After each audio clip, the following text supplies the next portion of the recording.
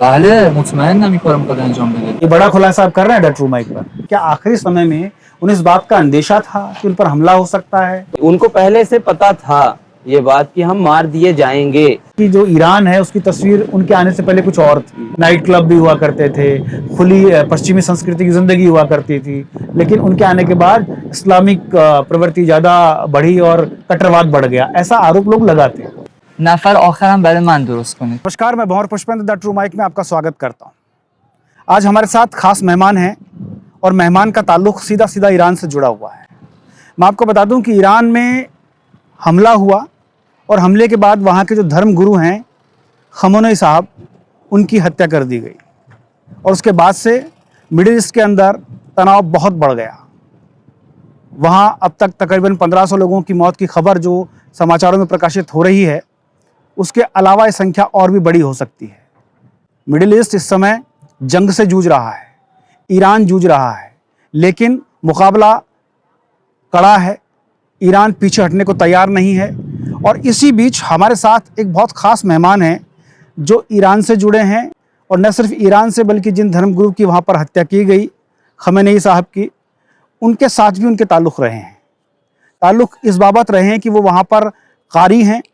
कारी का मतलब होता है वहाँ कुरान पढ़ने वाला, और न सिर्फ पढ़ने वाला बल्कि कुरान की व्याख्या करने वाले। बहुत अच्छे स्तर पर उनका नाम वहाँ गिना जाता है। वो वहाँ एक स्कूल में प्रिंसिपल भी हैं, वोकेबल स्कूल के प्रिंसिपल हैं। आपका मैं बहुत बहुत स्वागत करता हूँ। चूँकि आप हिंदी नहीं समझते हैं, इसलिए हमारे साथ हिंदी समझाने के लिए हमारे ख़ास मेहमान हैं जो भारत से ताल्लुक़ रखते हैं और ईरान से इन्होंने पूरी शिक्षा अपनी प्राप्त की है। आप दोनों मेहमानों का मैं बहुत बहुत स्वागत करता हूँ। मेरा सबसे पहला सवाल ये होगा, चूँकि आज आप जयपुर में हैं और ये एक्सक्लूसिव इंटरव्यू आप द ट्रू माइक पर मुखातिब हो रहे हैं पूरी दुनिया से। खमेनी साहब से आखिरी दिनों में आपने मुलाकात की। आखिरी दिनों से पहले जब रमज़ान की शुरुआत हुई थी, उस दौरान वो एक मीटिंग रखते हैं जिसमें तमाम कारीज़ होते हैं, उनको बुलाया जाता है। आप भी बतौर कारी वहाँ पहुँचे थे। क्या उनका आखिरी संदेश था? क्या ऐसी आखिरी बात उन्होंने की थी जो आप दुनिया के सामने शेयर करना चाहते हैं? आज پیام های رهبری در آخرین ملاقات با دیدار رهبری. بسم الله الرحمن الرحیم.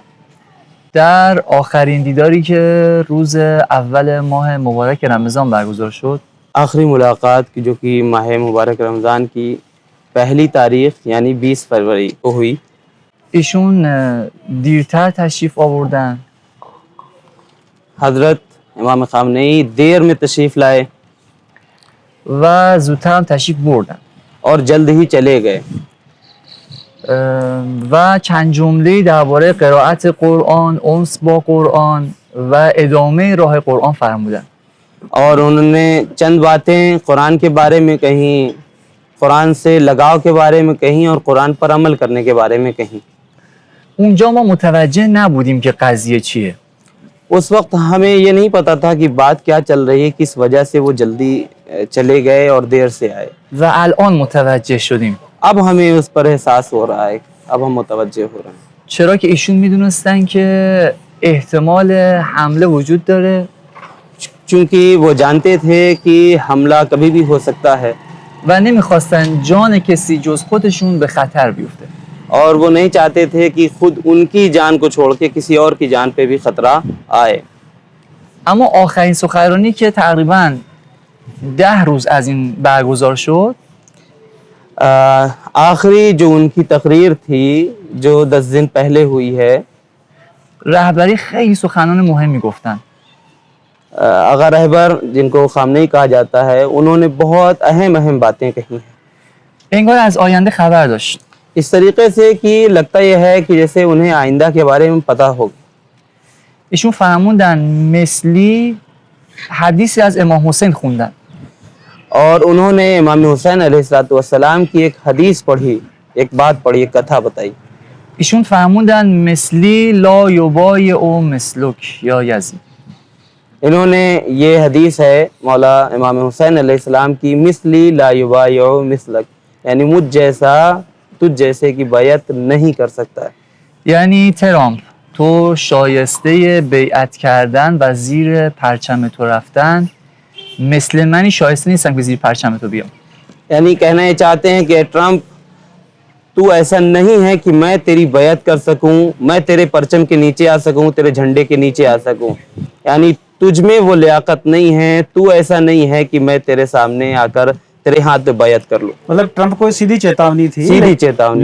लेकिन मेरा सवाल ये है कि क्या आखिरी समय में उन्हें इस बात का अंदेशा था कि उन पर हमला हो सकता है, या जिस तरह का एक माहौल होता है कि पहले अगर अंदेशा है तो आदमी कोशिश करता है कि कैसे भी बचाव हो, जिस तरह के वहाँ बंकर्स की बात होती है, अंडरग्राउंड होने की बात होती है, तो ऐसा कुछ था? رهبر عظیم‌الشأن انقلاب اسلامی इस्लामी इनकलाब की, इस्लामी जमहूरिया इनकलाब के अजीम रहबर فرموده بودند که اگر برای 90 میلیون نفر میتونید جان پناه درست کنید، अगर आप 9 करोड़ लोगों के लिए एक बंकर तैयार कर सकते हैं और एक जेर जमीन ऐसा कि जहां सब लोग सेफ रह सकें वो तैयार कर सकते हैं, तो نفر آخرم برای من درست کنید. तो आखिरी जो सबसे लास्ट आदमी होगा उस बंकर में जाने वाला वो मैं हूँगा। मतलब वो चाहते थे कि पहले सब लोग सुरक्षित हों, देन मेरी सुरक्षा की बात की जाए, राइट? जी जी, उनको पहले से पता था ये बात कि हम मार दिए जाएंगे, अंदेशा था पहले से, उनसे कहा भी गया। हमारी रिप्रेजेंटेटिव साहब से मुलाकात जो हुई, जो ईरान के रहबर के ही जो रिप्रेजेंटेटिव हैं दिल्ली में, उन्होंने ये बात कही कि वो उनको पता था कि हम पे हमला होने वाला है, उनको पता था। उनसे आके लोगों ने कहा भी कि आप चले जाइए। उन्होंने कहा अगर हमें शहादत ही नसीब होना है और इसी के जरिए से आज मुसलमानों की आवाज़ उठनी है, जुल्म के खिलाफ आवाज़ उठनी है, तो हम उसमें जान देने के लिए भी तैयार।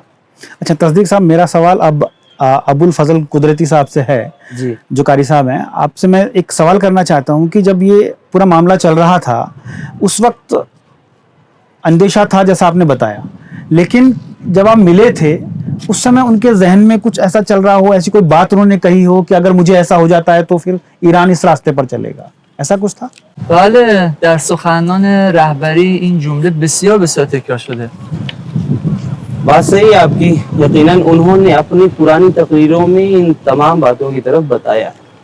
ایشون در یکی از سخنرانی‌های خودشون که با علمای مسلمین بود، उन्होंने अपनी एक तकरीर जिसमें उलमाए मुसलमानों के एक अजीम उलमा वहाँ पर थे, उसमें फरमाया, فرمود که شماها در قدس نماز خواهید خواند، نگفت من.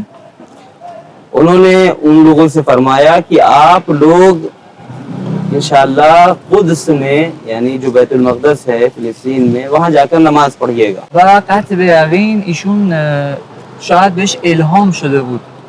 और उन्होंने ऐसी बात कही जिससे लगता है कि उन्हें यकीन हो इस बात पर और ये बात उनको कहीं से पता चली। البته خودش عاشق شهادت. अलबत्ता वो क्या थे, शहादत के ही आशिक थे। अच्छा एक चीज बताइए, दुनिया के शक्तिशाली नेता के रूप में उनको जाना जाता है, पावरफुल लीडर, बट निजी तौर पर चूंकि आप उनके करीब रहे हैं, वहाँ जाते रहे हैं, उनसे मुलाकातें आपकी होती रही हैं, निजी तौर पर वो कैसे इंसान थे? فردی بسیار بسیار پرمطالعه. ऐसा इंसान की जो बहुत बहुत मुतालिया करता था, किताबों को पढ़ने वाला।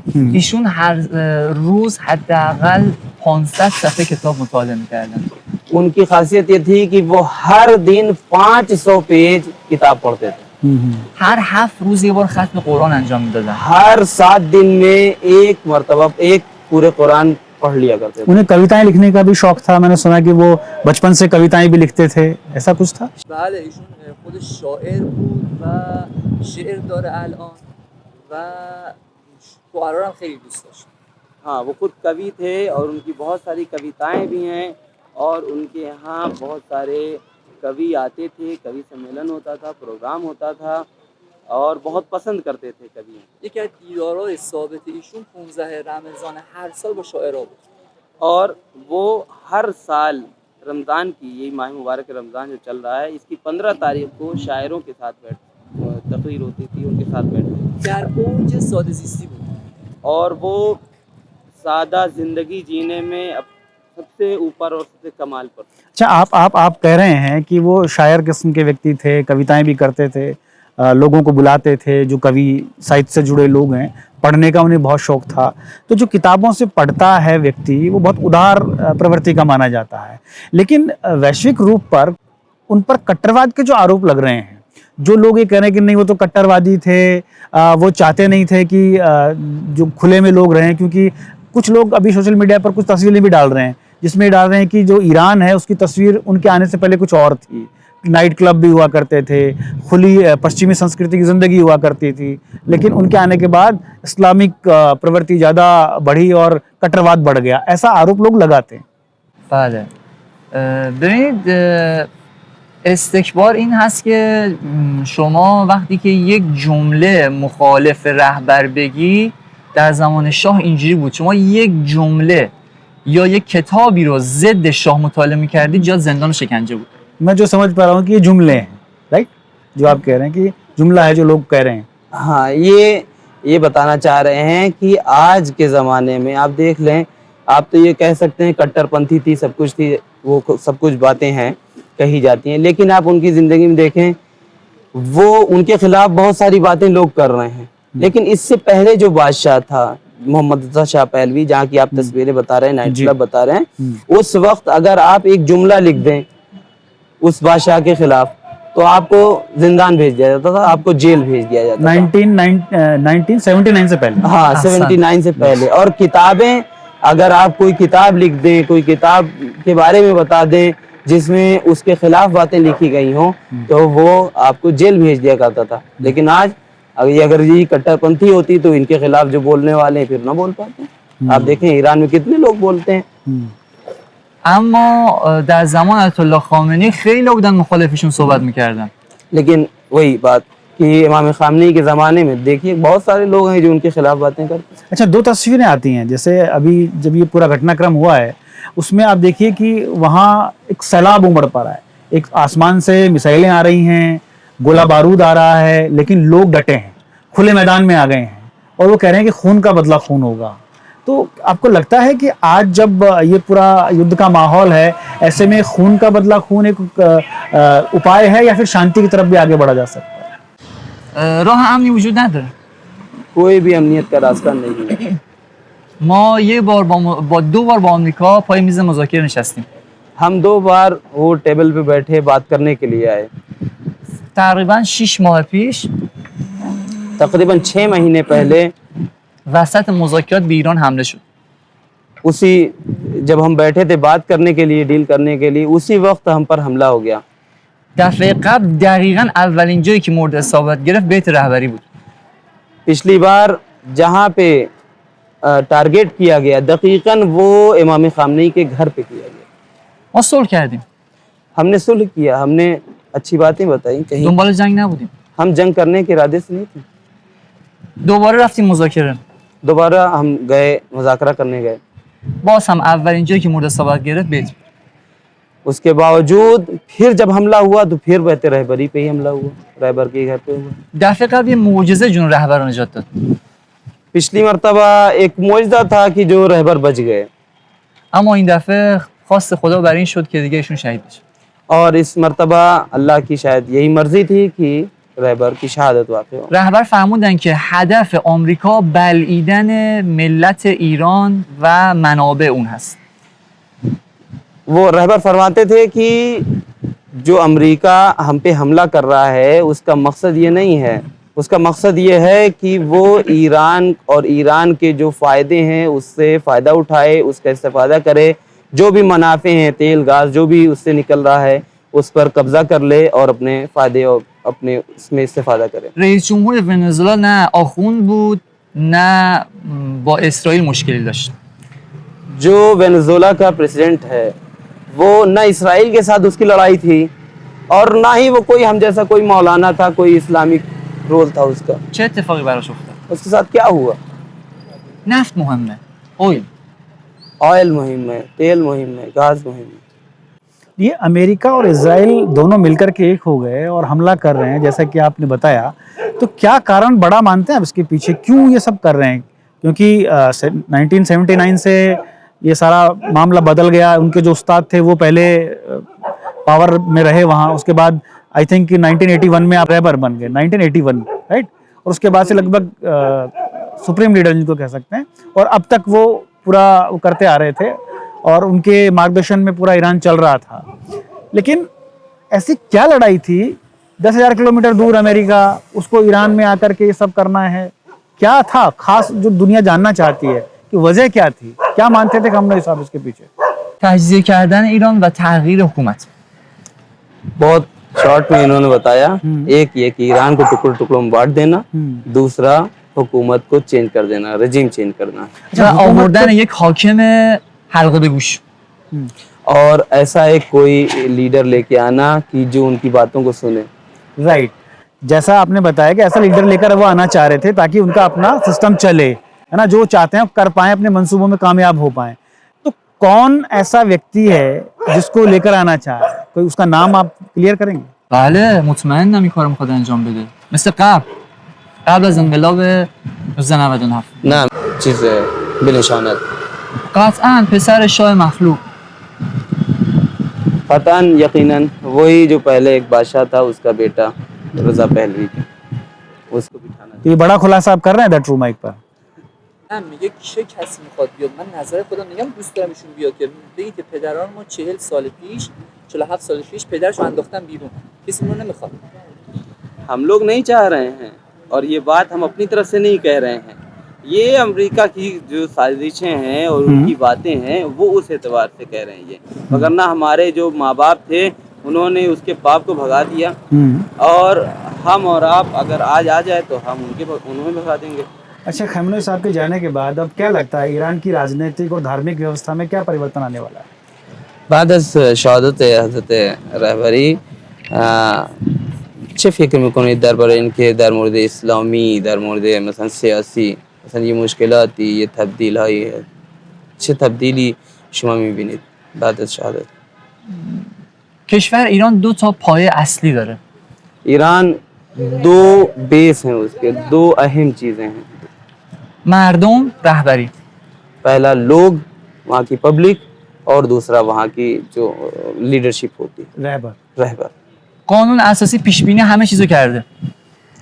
जो वहाँ के कानून हैं उन्होंने पहले से ही सब कुछ सोच रखा है।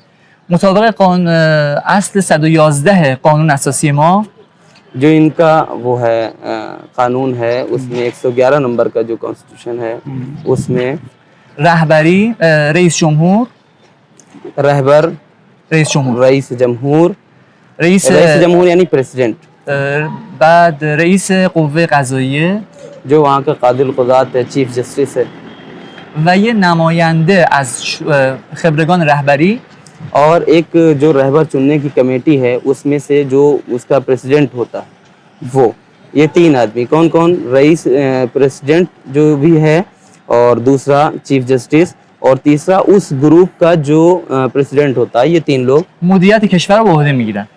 जैसे ही रहबर मरता है तो इन लोगों के जिम्मे पूरी हुकूमत आ जाती है। تا خبرگان رهبری رهبر جدید رو انتخاب کنه، رأی گیری کنه. फिर वो जो खबरगान रहबरी के नाम से जिसको कहा जाता है, जो रहबर को चुनते हैं, वो लोग जल्द ही अपनी ऐलान करते हैं, अपना चुनाव करते हैं, कोई एक रहबर चुन लेते हैं।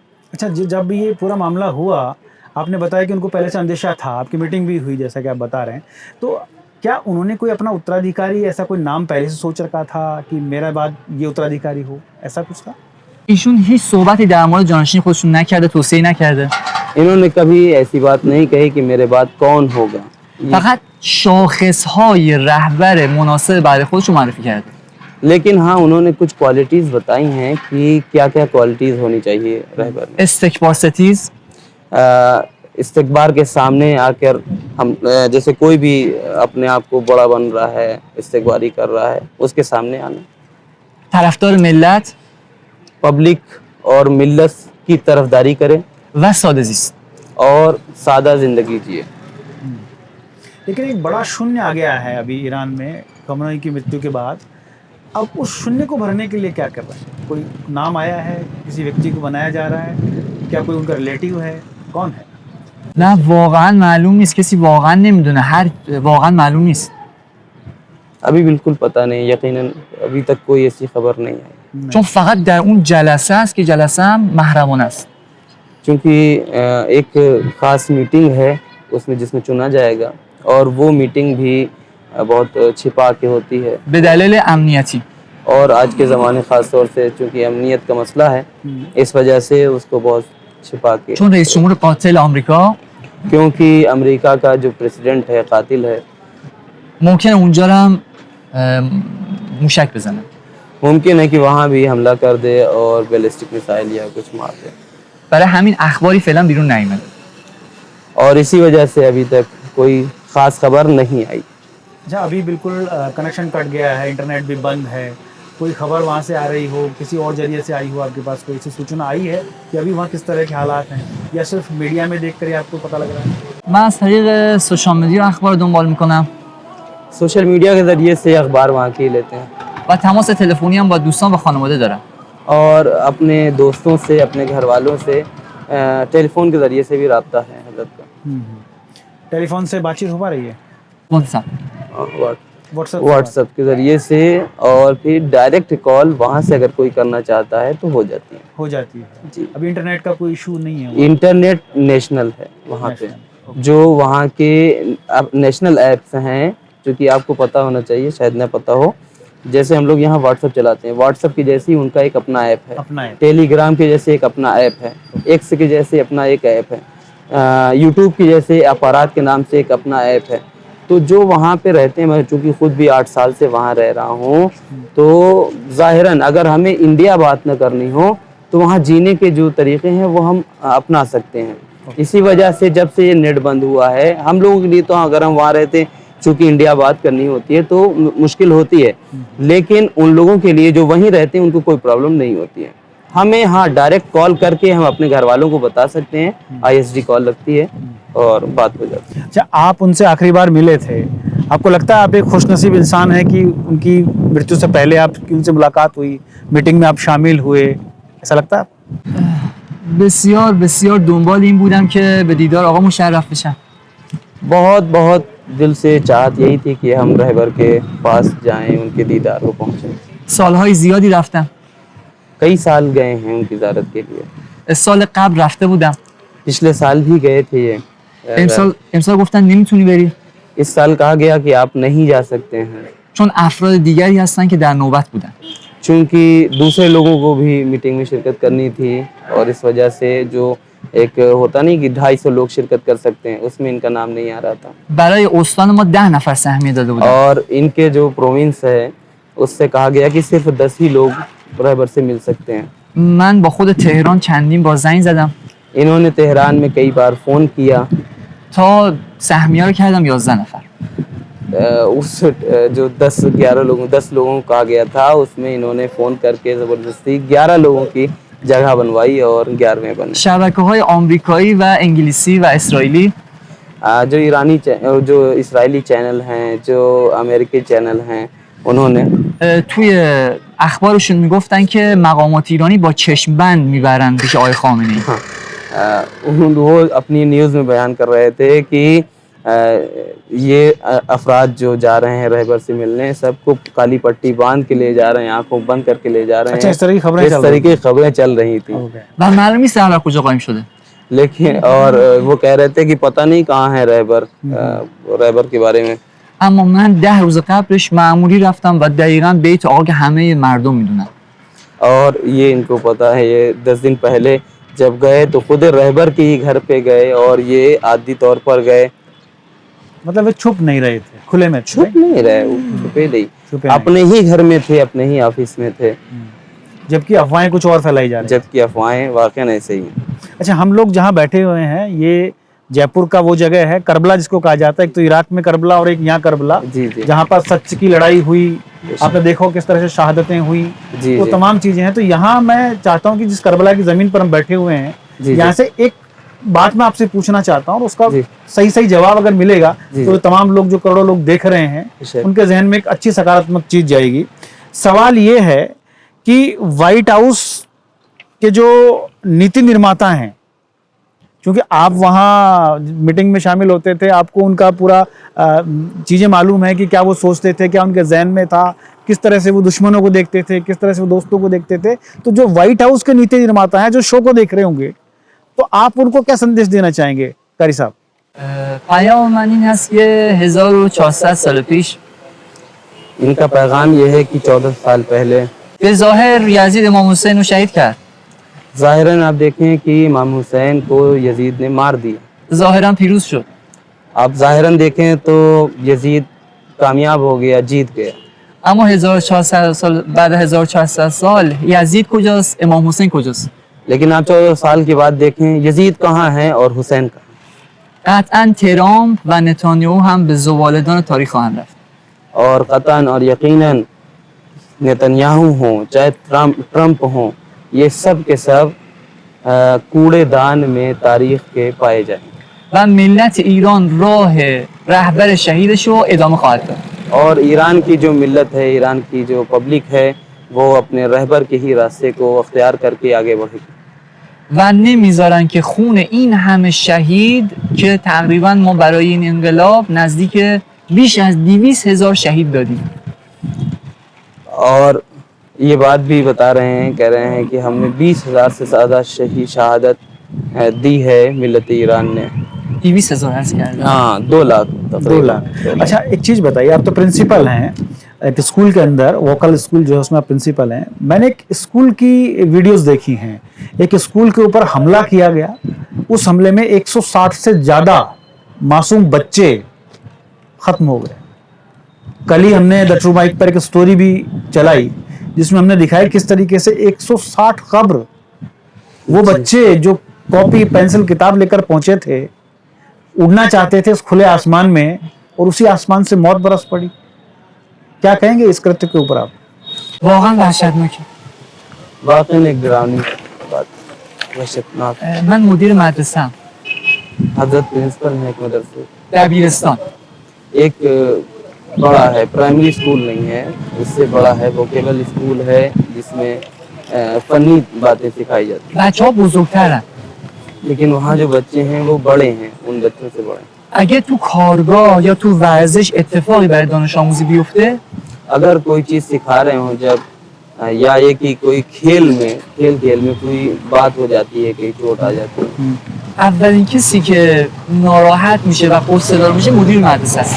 पहला आदमी की जो गमगीन होता है, जिसको अफसोस होता है, वो मदरसे का प्रिंसिपल होता है। سریع زنگ میزنم به پدر و مادرش जल्दी ही हम फोन लगाते हैं उनके पेरेंट्स के पास که این اتفاق برای پسر شما افتاده कि ये बात हो गई, आपके बच्चे के साथ ये प्रॉब्लम आई। و ما اون رو با اورژانس به بیمارستان انتقال دادیم. और हम लोग क्या करते हैं, उसको इमरजेंसी तौर पर हम एम्बुलेंस से भेज देते हैं। लेकिन ये जो घटना हुई है उस पर आपका क्या कहना है, क्योंकि वो भी एक स्कूली बच्चे थे, स्कूल के ही बच्चे थे, 160 से ज्यादा बच्चे। حالا یه بمب یه دفعه میاد وسط مدرسه. हालांकि एक बम मदरसे के दरमियान में आ जाता है जी। و اونم بچه‌های کوچکتر هستن، ابتدایی هن. और वो भी प्राइमरी के बच्चे हैं, छोटे छोटे बच्चे हैं। و پدر و مادر که اینا رو با هزار امید فرستادن مدرسه. और वो माँ बाप, वो पेरेंट्स की जिन्होंने बड़ी उम्मीदों के साथ मदरसा भेजा है, स्कूल भेजा है, از نیروهای امنیتی بهشون زنگ بزنن जो वहाँ की वो निरूहाय अमनियती यानी वो मदद करने वाली जो होती है, एक फौज है, एक कमेटी है, वो फ़ोन करके इनसे कहती है که بیای جنازه های بچه‌تون رو شناسایی کنید. कि आइए अपने बच्चे के जनाजे को पहचानिए, कौन से आपके बच्चे हैं। یه طرف دست افتاده، एक तरफ हाथ पड़ा हुआ है, یه طرف سر افتاده، एक तरफ सर पड़ा है, همه لباسا سوخته. पूरा बदन जला हुआ है, पूरा कपड़ा जला हुआ है। اصلا قابل شناسایی نیست. असल पहचान नहीं सकते आप। اگر نشانه ای تو بدن و جایی باشه که اون رو شناسایی کنن. लेकिन यही तरीका है कि बदन पर कोई निशान हो, कोई खास, इस वजह से पहचान होती है। استکبار به شدت بیرحمه. आज का जो रजीम है, आज का जो इस्तकबार है, ये बहुत ज़्यादा बेरहम है। و این که میگه ما مشکل ما با رهبری بود دروغ محضه. अगर ये कह रहा है कि हमें रहबर से प्रॉब्लम थी, तो ये खुला हुआ झूठ है। این کار خدا بود که تا به اون افرادی که شک دارن اونا رو از خواب بیدار کنه. ये खुदा का काम था कि जो लोग शक में थे कि रहबर की बारे में शक में पड़े हुए थे, उनको अल्लाह ने दिखाया कि तुम शक से बाहर आ जाओ, ख्वाब से बेदार हो जाओ। چون نقشه داره کم کم رو میشه. क्योंकि ये बात बिल्कुल साफ और साफ वाजे हो रही है। قرار بود که آمریکا نیروی دریایی تو بندر عباس پیاده کنه. वो करार ये था कि अमेरिका चाहती थी कि जो ईरान की वो दरियाई फौज है उस पर हमला करे, उनको प्यादा و करे। خواست نیروی امنیتی رو بفرسته اونجا. और ये चाह रहा था अमेरिका की अपनी जो दरियाई फौज है उसको बंदर अब्बास से फिर उतार के और फिर ईरान पर हमला करे। براش مهم نبود حتی 200 تا طفل معصوم کشته بشن. उसको ये कोई प्रॉब्लम नहीं थी कि हमला कर दें, चाहे जो मरे न मरे, 200 बच्चे मार दिए जाएं, इससे भी उसको कोई प्रॉब्लम नहीं مردم هیچ ارزشی برای اون ندارن. थी। लोग उसके लिए, पब्लिक उसके लिए कोई अर्जिश नहीं है, कोई अहमियत नहीं है उसकी। و مکروا و مکر الله و الله خیر الماکرین. इन्होंने एक आयत पढ़ी कि जिसका मतलब यह है कि उन लोगों ने भी मक्र किया, उन लोगों ने भी चाल चली, लेकिन अल्लाह सबसे बेहतर चाल चलने वाला। मैं देख रहा हूँ आप भावुक हो रहे हैं, जैसे बच्चों की मैंने बात की, मैंने देखा आपकी आंखें थोड़ी बाहर आई थी और जी।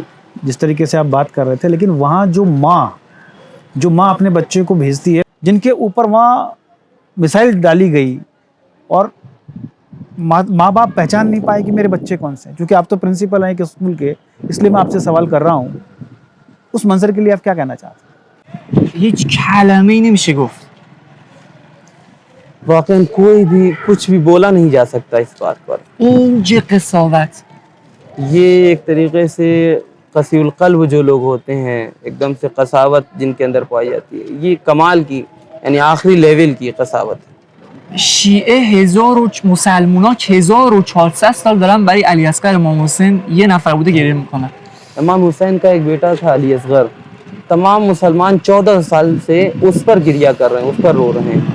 اینا 180 نفر بودن، 120 160 نفر بودن که اینا هم به همین جرم شهید شدن. आप देखें कि ये जो बच्चे हैं ये 160 से ज़्यादा हैं, बाज़ लोगों ने कहा 180 हैं, که और ये इसी जुर्म में मारे गए। که پدران اینا ادامه دهنده راه امام حسینن. और इस वजह से मारे गए क्योंकि इनके बाबा, इनके जो पेरेंट्स थे वो रहबर के ही बताए हुए रास्ते को आगे बढ़ाने वाले थे। من فکر میکنم این امتحان سخت मैं ये सोचता हूँ कि ये इम्तिहान जो है सख्त है बहुत। बिल्कुल सख्त इम्तिहान है। آخرین هشدار خدا بود برای اونا که شک دارن. ये जो इम्तिहान सख्त है, ये कहना चाह रहे हैं कि ये वो काम है कि जिसके ज़रिए से अल्लाह उभारना चाहता है लोगों को और ख़बरदार करना चाहता है, होशियार करना चाहता है। जी बिल्कुल। मैं अब यहाँ पर एक आखिरी सवाल करके हम वाइंड अप करेंगे, क्योंकि समय की कमी है। मैं ये सवाल आपसे करना चाहता हूँ, चूँकि आप आज भारत में मौजूद हैं, वहाँ के जो हालात हैं वो दुनिया से छिपे नहीं हैं, मिडिल ईस्ट के अंदर जो हालात बन रहे हैं वो दुनिया से छिपे हुए नहीं हैं। आपको क्या लगता है भारत के अंदर जो मुस्लिम है वो कितना सुरक्षित आप मानते हैं? आपको लगता है कि भारत का मुस्लिम सुरक्षित है? क्योंकि हम इन ऐसे हालातों से कभी दो चार नहीं होते। आप भारतीय हैं, आप तो जानते हैं सारी चीज़ें। कारी साहब से मेरा सवाल, ایران و هند دو تا تمدن کهن و ریشه‌دار هستن. ईरान और इंडिया एक बहुत पुरानी उसकी दोस्ती है और दो पुरानी अपनी एक सकाफत है, तहजीब है। तारीखी एतबार से, ادبیاتی، अदबियाती एतबार معماری. से और बनावट के हिसाब से जो मेमार है अलग अलग जगह। حتی من در مطالعاتی که داشتم हत्ता ये कि मैंने जो मुतालिया किया है उसमें زبان دربار در یک تاریخی فارسی بوده. पुराने ज़माने में एक हिस्सा ईरान का था जहाँ पे ज़बान ही फ़ारसी में थी। قطعا دینم قطعا همیشه زبان با دین یک رابطه نزدیکی با هم دارن.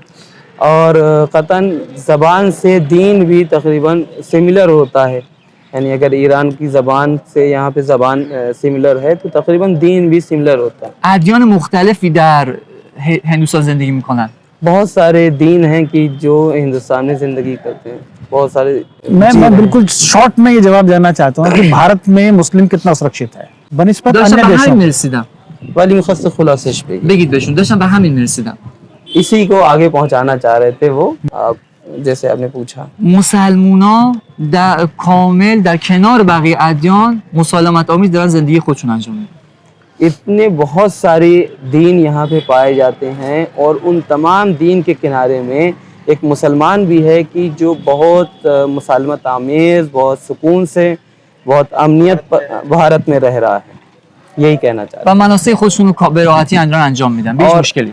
और अपनी इबादत है, अपनी नमाज, रोज़े, हज, ज़कात सबको बहुत ही आसानी के साथ हिंदुस्तान में अंजाम दे रहा है। این تمدن مردم هندوستان رو میرسونه. ये हिंदुस्तान का कल्चर है कि जो हम समझ सकते हैं इसको।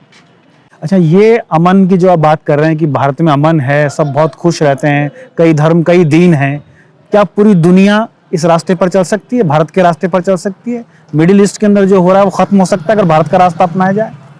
اگر هند منابع ایرانو داشت، यानी जो ईरान की हालत है उस हालत को रखता है, जैसे वहाँ पे गैस होना, वो पेट्रोल होना, डीजल होना, ये و रखता। رتبه اول گازی رو داشت، और इसमें वो 3rd लेवल पे पहुंचा और गैस के मामले में पहले नंबर पे है ईरान। تو هند از این خبرها نبود. तो फिर इंडिया इस तरीके से पुरअमन न होता। انرژی انرژی انرژی ये जो एनर्जी है ईरान के पास, उस एनर्जी की तरफ आगा बताना चाह रहे हैं। قدرت استکباری میخوان ایران رو چپاول کنن. कुदरत जो आज के ज़माने में जो अपने आप को सुपर पावर बने बैठे हैं, ये लोग चाहते हैं कि ईरान के मुनाफे से फ़ायदा उठाएं। دین براشون مهم نیست. उनके लिए दीन मुहिम नहीं है, वो चाहते हैं ईरान को खा जाएं। مسئله سر اینه کسی رو میخوان بذارن که اوامر استعمار و استکبار گوش بدن.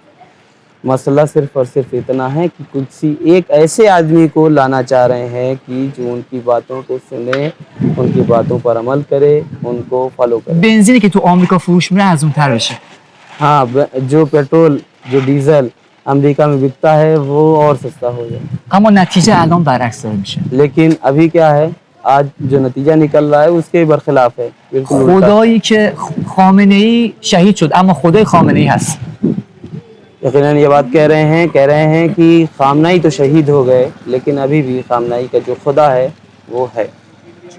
در مورد ساده‌زیستی रहबर की सादा जिंदगी के बारे में, و همراه رهبر نوه 14 ماهه ایشون هم شهید شده. रहबर के साथ उनकी 14 महीने की एक नवासी भी मारी गई है। رهبر چند ماه پیش بهشون هدیه داده. रहबर कुछ महीने पहले उन्होंने एक गिफ्ट दिया है उस नवासी को। شاید شما فکر کنید که طلا بوده، گوشواره بوده، علنگو بوده. शायद आप सोच रहे होंगे कि चूंकि एक प्रेसिडेंट एक जगह का वो रहबर है, सुकून लीडर है, तो आप सोचें कि हो सकता है कोई एक कड़ा दिया हो, कोई गले का हार दिया हो, कोई कान का बुंदा दिया हो, कोई सोने की चीज़ दी हो, चांदी की चीज़ दी हो। اما هدیه ایشون به نوه‌شون یه قرآن بوده، قرآن جیبی. लेकिन अपनी नवासी को जो गिफ्ट दिया है, उस गिफ्ट में हजरत ने एक कुरान हदिया किया। و این قرآن تو این انفجار سالم مونده. این نیست، قرآن دیگری هستش. लेकिन आप देखें कि इस हमले के बाद, इतने बड़े हमले के बाद भी वो कुरान जो अपनी नवासी को दिया था वो सालिम और सही आज तक मौजूद। و دست‌نوشته آقا روی این قرآن هست. और उस कुरान के ऊपर हजरत की राइटिंग से वो जब हदिया करते हैं, किसी गिफ्ट देते हैं तो कुछ ना कुछ लिखते हैं, तो वो अभी भी मौजूद है। अच्छा, मैं एक सवाल करना चाहता हूँ कि रहबर ने आखिरी समय क्या कहा था, जब हालात इस तरह के हो जाए तो ईरान को क्या करना चाहिए? ایشون فرموده بود اگر مقاومت کنید इन्होंने फरमाया कि अगर डटे रहोगे قله رو فتح خواهید کرد. तो कुल्ला जो होता है उसको आप जीत लोगे, आप कामयाबी तक पहुंच जाओगे। ایران تو 300 سال اخیر به هیچ کشوری حمله نکرده. ईरान ने, आप देखें हिस्ट्री पढ़े हैं तो 300 साल से किसी मुल्क पर हमला नहीं किया। آغاز کننده جنگ نبوده. किसी भी मुल्क पर शुरू करने वाला हमला यानी शुरू करने वाला ये नहीं बना। اما پاسخ قاطعی به متجاوز خواهد داد. लेकिन जब भी हमला हुआ ईरान पर तो बेहतर से बेहतर तरीके में मजबूती के साथ हमले का जवाब दिया। تو این 37 سال تقریبا आप देखें 37 साल गुज़श्ता जो हैं به رهبری آیت الله خامنه ای आयतुल्लाह खामनेई की लीडरशिप में, و 47 سال آیت الله خمینی و آیت الله خمینی और ये 47 साल जो पुरानी है इमाम खामनेई और इमाम खुमैनी साहब की जो ये हुकूमत है, 1 میلیمتر از خاک ایران کم نشد. 1 मिलीमीटर भी ईरान की जो ज़मीन है उसे कम नहीं हुआ। رهبر و ملت پشت هم بودن रहबर और पब्लिक, लीडर और पब्लिक दोनों एक दूसरे के साथ थे و از استقلال کشور دفاع کردن. और इस मुल्क के मुस्तकिल होने के बारे में और मुस्तकिल तौर पर इसको जीने के लिए दिफा करती रही, डिफेंस करती रही। चलिए, बहुत बहुत शुक्रिया आपका, आप हमारे साथ शामिल हुए और तमाम बातें आपने हमसे शेयर की। मैं बता दूं कि खामनोई की मौत किसी देश की मात्र खबर नहीं है, बल्कि मिडिल ईस्ट की राजनीति ही नहीं, मिडिल ईस्ट के भूभाग ही नहीं, बल्कि पूरी दुनिया को प्रभावित करने वाली एक ऐसी घटना है जो इस समय पूरी दुनिया का एक बड़ा मुद्दा बन चुकी है। और उसी मुद्दे पर आप हमसे मुखातिब हो रहे थे, आपका हम बहुत बहुत धन्यवाद करते हैं। और ये एक्सक्लूसिव इंटरव्यू आप देख रहे हैं सिर्फ और सिर्फ द ट्रू माइक पर। आपको हमारा इंटरव्यू, ये साक्षात्कार कैसा लगा? आप कमेंट करें, लिखें, शेयर करें, लाइक करें और बताएं कि हम और क्या बेहतर कर सकते हैं दीन, दुनिया, भारत और हम सब के लिए। धन्यवाद, नमस्कार।